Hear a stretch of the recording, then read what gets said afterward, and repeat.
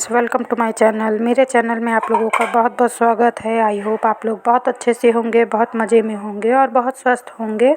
तो देखिए, आज का ब्लॉग मेरा शाम से शुरू हो रहा है और आज का ब्लॉग में मैं खाना बना चुकी हूँ। उसके बाद किचन क्लीनिंग से स्टार्ट कर रही हूँ। तो यहाँ पर देखिए, रात का खाना बन गया है मेरा और किचन की सफाई कर रही हूँ, क्योंकि सिर्फ खाना बनाना ही हमारा काम नहीं होता है। खाने के बाद भी बहुत सारे काम होते हैं जो हमको करने पड़ते हैं। तो मैंने सोचा आज खाने से तो स्टार्ट करती हूँ हमेशा ही, तो आज मैं खाने के बाद से स्टार्ट करती हूँ।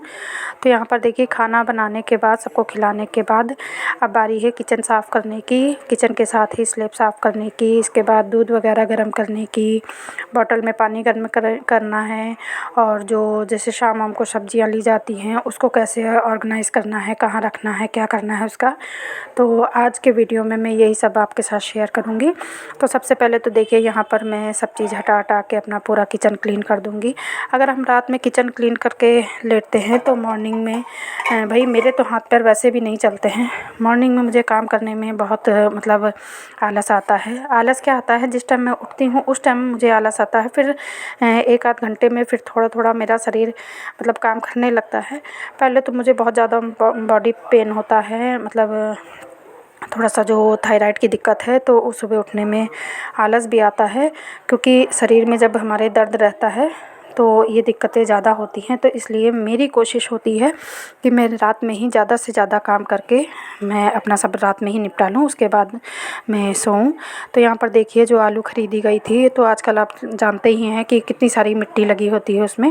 तो यहाँ पर मैंने पूरा किचन क्लीन कर दिया है और बास्केट लेकर अब मैं बाहर गई हूँ। और सबसे पहले तो आलू को अच्छे से धो के और बास्केट में रख दूँगी, तो रात भर में इसका पानी निकल जाएगा। और ये देखिए, मैंने आज नया तवा लिया है, तो इसका ये जो स्टिकर है किस तरह हम इसे रिमूव कर सकते हैं और बिल्कुल इजी तरीके से, तो वो आपके साथ शेयर करती हूँ। तो यहाँ पर सबसे पहले हम बर्तन को, जो भी बर्तन हमने नया लिया है स्टिकर उसका हटाना है। तो सबसे पहले हम उसे आंच पे रखेंगे। थोड़ा सा जब हम गर्म कर देंगे, हमें कोई मेहनत नहीं करनी है, कुछ भी नहीं करना है। देखिए, थोड़ा सा गर्म किया, भाप निकलने लगी, तवे से गर्म हुआ और इस स्टिकर ने अपने आप अपनी जगह छोड़ दी है। तो यहाँ पर देखिए कितनी आराम से निकल गया है। आप नई कटोरी, थाली, गिलास कुछ भी आप लें और उसका स्टिकर अगर हटाना है तो देखिए, अब मैंने गैस बंद कर दी है। आप देख सकते हैं भाप निकल रही है, मतलब तवा हल्का गर्म है। बस जैसे ही मेरे तवे ने स्टिकर को छोड़ा है, मैंने गैस ऑफ कर दी है। और साथ ही साथ अब मैं हल्दी वाला दूध लेने जा रही हूँ। हल्दी वाला दूध सभी को बहुत फ़ायदा करता है, खासकर जिसके बॉडी में पेन होता हो उसके लिए तो बहुत ही मतलब रामबाण होता है। वैसे बच्चे तो ओट्स और दलिया वगैरह खा लेते हैं, इसलिए नहीं। और यहाँ पर देखिए, पानी गर्म हो रहा है। अगर जब ओट्स दलिया ख़त्म हो जाते हैं तब वो भी हल्दी वाला दूध लेता है। और बॉटल में पानी गर्म करके रख लूँगी, तो ये रात से सुबह मॉर्निंग तक, मतलब जब मैं उठूँगी तो गर्म पानी पीऊँगी। रात में बोतल भर के रख लेती हूँ, तो मैं ही क्या, सभी लोग जिसको सुबह मॉर्निंग में पानी की ज़रूरत होती है तो मैं गुनगुना पानी ही देती हूँ। कभी कभी मम्मी के ऊपर दया आ जाती है। ये देखिए कितने आराम से भिगोया जा रहा है। रूम में मैंने झाड़ू तो लगा दी थी, लाइट नहीं ऑन है। ये देखिए, आज क्लीनिंग की जा रही है। कैसे रजाई सब फैली पड़ी हुई है।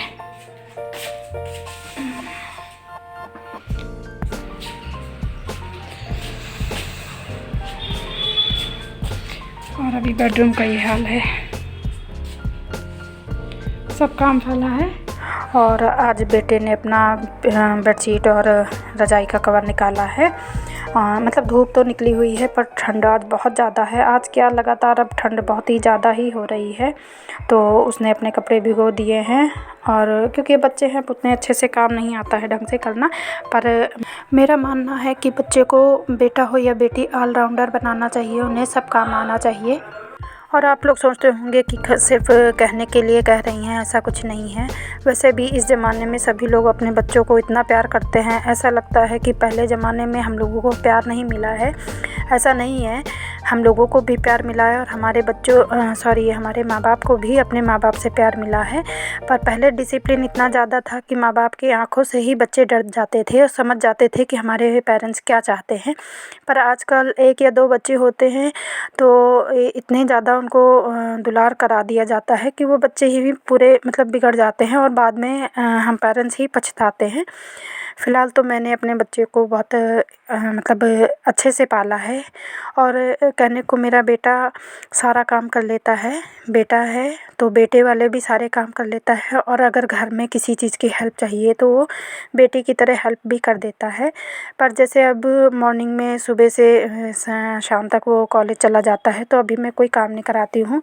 पर मेरा मानना है, मेरे पेरेंट्स का मानना भी यही था कि बच्चों को सब कुछ आना चाहिए। बेटी है, अगर बहुत से लोग सिर्फ़ एक बेटी रखते हैं, तो बेटी है तो बेटी को इस तरह स्ट्रॉन्ग बनाइए कि उसे रोटी कमाने से लेकर रोटी बनाने तक का सभी काम आना चाहिए। इससे क्या होता है कि हम अपने बच्चों को इतना स्ट्रॉन्ग बना देते हैं कि उन्हें किसी भी चीज़ की परेशानी ना हो। हम रहें या ना रहें, हमारे बच्चे इतने स्ट्रॉन्ग रहें कि कोई भी परिस्थिति आए, कोई भी सिचुएशन आए, उसे अच्छे से हैंडल कर सकें। सॉरी, मैं बहुत ज़्यादा लेक्चर देने लगी, किसी को अच्छा लग रहा होगा, किसी को बुरा लग रहा होगा, ये तो फिर अपनी अपनी सोच है। मैंने अपनी सोच बताई है। और फ़िलहाल आज बच्चे तो वैसे भी जानते हैं माँ बाप को क्या प्रॉब्लम है और मेरा बेटा तो जानता ही है, मुझे सर्दी से बहुत ज़्यादा प्रॉब्लम हो जाती है। फिर भी जितना हो सकता है मैं करती हूँ, कुछ नहीं होता है। जैसे इस टाइम की 1 वीक की उसकी भी हॉलीडे है तो सारा काम वो भी करा लेता है। तो यहाँ पर जो भारी भारी कपड़े हैं तो उनको धुल लूँगी। वॉशिंग मशीन का यूज़ इसलिए नहीं करती क्योंकि आजकल आप लोग देख ही रहे होंगे, जिनके यहाँ वॉशिंग मशीन होगी वो जानते ही होंगे कि धुलना तो बहुत आसान है। ठंड में चाहे जितने ढेर लगा दो, कपड़े धो दो और वॉशिंग मशीन में सूख भी जाते हैं, पर उसके बाद वहाँ उसको डालना और फैलाना बहुत मुश्किल होता है।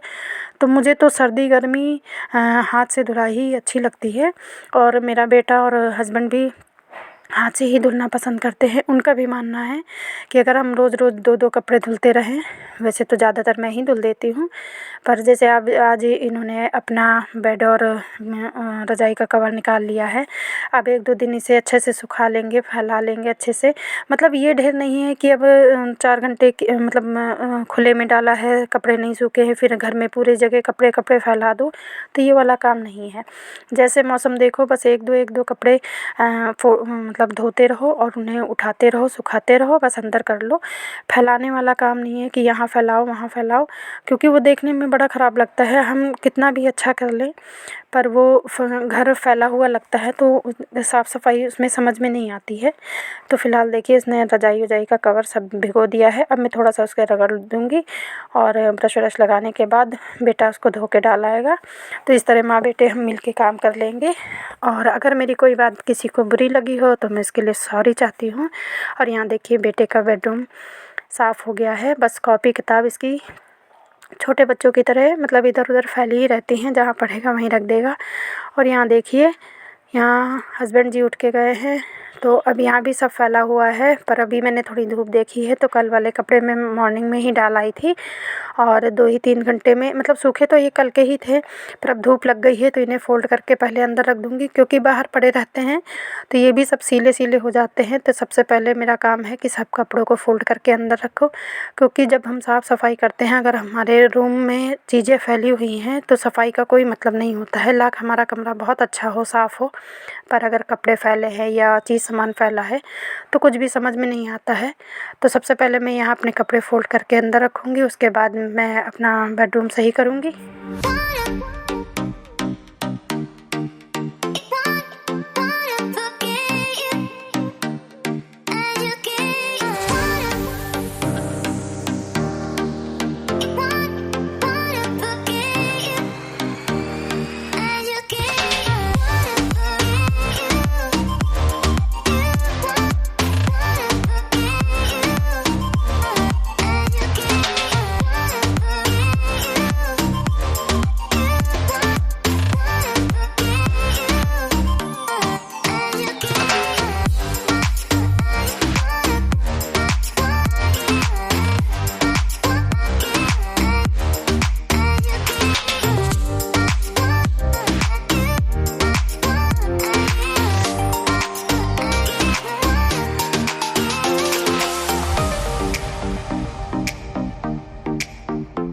और अब सभी कपड़े रखने के बाद रज़ाई को मैंने एक तरफ किया है और जो मैंने बेड वार्मर मंगाया था तो उसको मैंने बहुत किनारे से बिछा दिया था, तो आज बेडशीट हटा के उसको थोड़ा सा और बीच में कर लूँगी। वैसे उसमें मैं अकेले लेटती हूँ, हस्बैंड जी उसमें नहीं लेटते हैं, पर फिर भी इसको थोड़ा सा मैं बीच में कर लूँगी तो ज़्यादा सही रहेगा। जब किसी का मन होगा तो कोई दूसरा भी लेट सकता है इसमें। वैसे मैंने सिर्फ एक ही साइड में बिछा रखा है तो ज़्यादा किनारे हो गया था तो मैंने रज़ाई को एक किनारे किया है। उसके बाद बेडशीट उधर की झाड़ के अच्छे से खींच के इसको बिछा दूँगी और उसके बाद फिर मतलब बाकी बेड पूरा सही करके रज़ाई वज़ाई अच्छे से रख दूँगी। और अब रज़ाई वज़ाई के कवर भी धुलने का नंबर आ रहा है, पर जब तक मौसम अच्छा नहीं होगा तब तक मैं नहीं धोऊँगी, क्योंकि वाइट चीज़ है। मैं चाहती हूँ जिस दिन मैं धोऊँ उसी दिन ये सूख जाए और अच्छे से मतलब साफ़ सुथरा बना रहे, क्योंकि अगर मौसम ऐसा रहा और मैंने धो दिया, मशीन में धोऊँ या हाथ से धोऊँ, तो ये कम से कम 2 दिन का टाइम ले लेगा, इतना हैवी है। और फिर ये वाइट कलर है, इधर उधर रखने से डालने से फिर गंदा होता रहता है। और देखिए ऑनलाइन सामान मंगाया था मैंने, तो अभी ये भी फैला हुआ रखा है। अब सारा काम निपटाने के बाद इसको भी मैं पैक करूँ। तो बस आज का ब्लॉग अच्छा लगे तो लाइक शेयर एंड सब्सक्राइब कीजिएगा। Bye bye.